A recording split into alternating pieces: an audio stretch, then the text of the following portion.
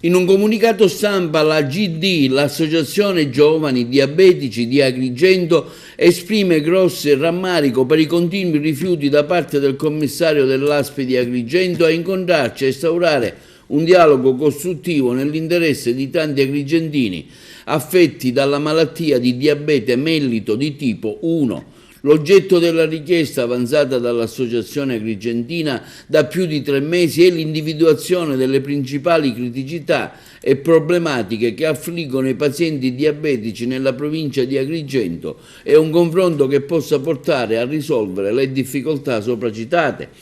Primo, la mancanza di un ambulatorio a elevata complessità che dia assistenza ai pazienti affetti da diabete mellito di tipo 1 e 2, mancata unità operativa e completa professionale nei casi di esordio della malattia, mancanza di una unità specialistica che fornisca supporto ai pazienti ospedalieri affetti di diabete, impossibilità soprattutto per i più giovani di ricevere dispositivi tecnologici moderni senza spostarsi in altre province, Caltanissette e Partinico in primis, ma anche addirittura Messina, con gravi disagi logistici, organizzativi ed economici, agende intasate o assenti e continue difficoltà a prenotare le semplici visite di controllo nei pochi giorni disponibili, intoppi dovuti a carenza di personale nelle procedure di autorizzazione ed invio dei dispositivi tecnologici ai pazienti con gravi disagi e pericoli in caso di ritardo. Ormai da troppo tempo decine e decine di famiglie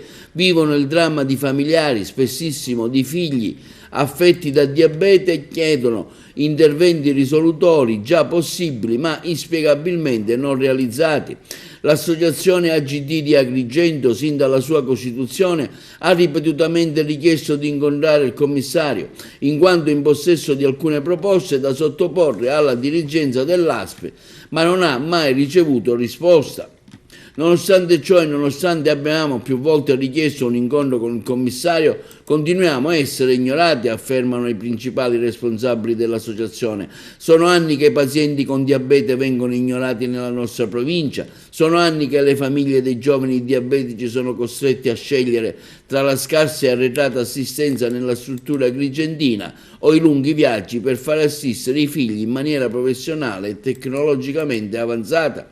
Siamo fermamente convinti che non ci sia più tempo da perdere. Dietro le scuse e le motivazioni addotte questi anni da questo momento chiediamo un intervento immediato e risolutore da parte delle istituzioni affinché a Agrigento possa sorgere un centro ambulatoriale di diabetologia di secondo livello per popolazioni speciali e che possa assistere i nostri ragazzi e i nostri familiari che sono a tutti gli effetti soggetti con gravi complicanze. Pertanto il comunicato stampa dell'associazione